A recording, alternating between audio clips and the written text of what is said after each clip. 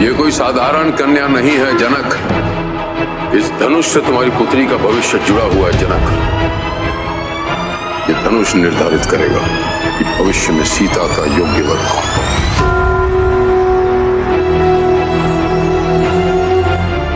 इस क्षण से लेकर मृत्यु जब तक हमें अलग ना कर दे, मैं तुम्हारा हूं। रामायण इंडिया की दो सबसे बड़ी माइथोलॉजीज में से एक है और हमेशा इसे राम और रावण के एंगल से देखा गया है। कैसे राम ने 14 साल का वनवास लिया, कैसे रावण इतना बुद्धिमान होते हुए भी कहानी में खलनायक बन गया। रावण को उसका घमंड ले डूबा था, जैसे कमेंट्स भी कई बार सुनने को मिलते हैं। तो राम के घर लौटने की खुशी में तो पूरा इंडिया दिवाली भी मनाता है।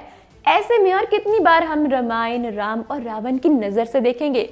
रामायण में सीता का किरदार भी काफी ज्यादा डिटेल में दिखाया जा सकता है। जी हाँ, और इस बार होगा भी ऐसा ही। आज की नारी सभी फीमेल कैरेक्टर्स से प्रेरणा लेती है और रामायण में भी सीता का किरदार उतना ही इम्पोर्टेंट है जितना राम और रावण का। कहानी है नारी धर्म की। पूरी रामायण में नारी धर्म पर हमेशा से फोकस नहीं किया गया है।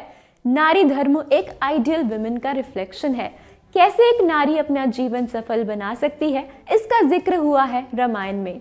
चाहे अग्नि परीक्षा हो या अपने पति के साथ संसार के सभी सुख छोड़कर 14 साल के वनवास के लिए जाने का निर्णय, सभी यही दर्शाता है कि कैसे सीता ने अपना नारी धर्म भरपूर निभाया है।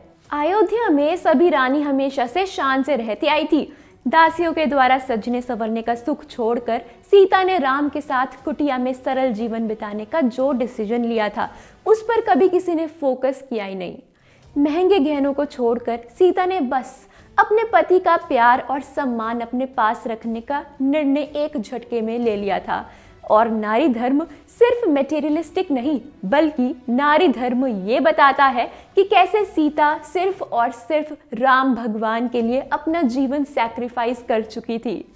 सीता के लिए राम ही उनके भगवान थे। उनकी सहायता करना, उनके लिए खाना बनाना और उनके हर दुख को बांटना ही सीता का कर्म था।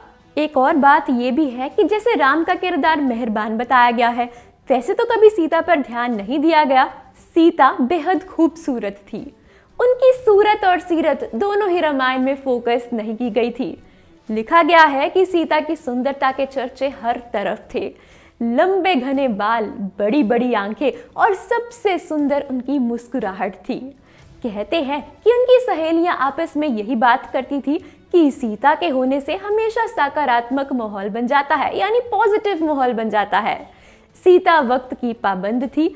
सुबह सुबह उठकर सीता तैयार होती थी। वो आंखों में सूरमा लगाती थी और सूरज को जल अर्पण करना सीता का सबसे पहला काम होता था। उसके बाद उन्हें फूलों से काफी लगाव था। वो पास के ही बगीचे में फूल देखने जरूर निकलती थी। उनकी कई किताबों में तो ऐसी तस्वीरें भी हैं जिनमें वो तितलियों का पीछा कर रही है।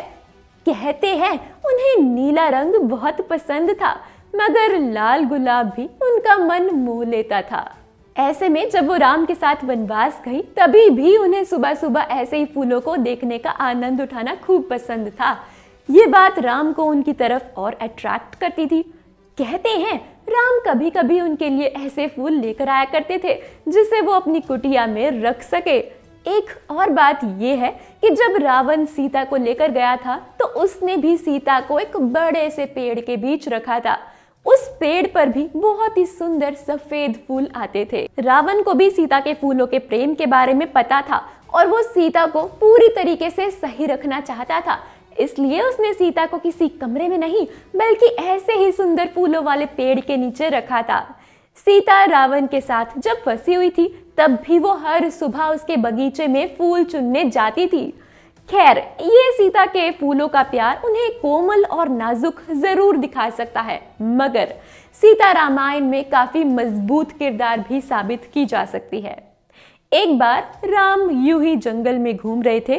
उन्हें दिन ढलने से पहले लकड़ी लेकर आना था, मगर इस बीच वो चलते चलते कांटों से भरे झाड़ी में गिर गए थे।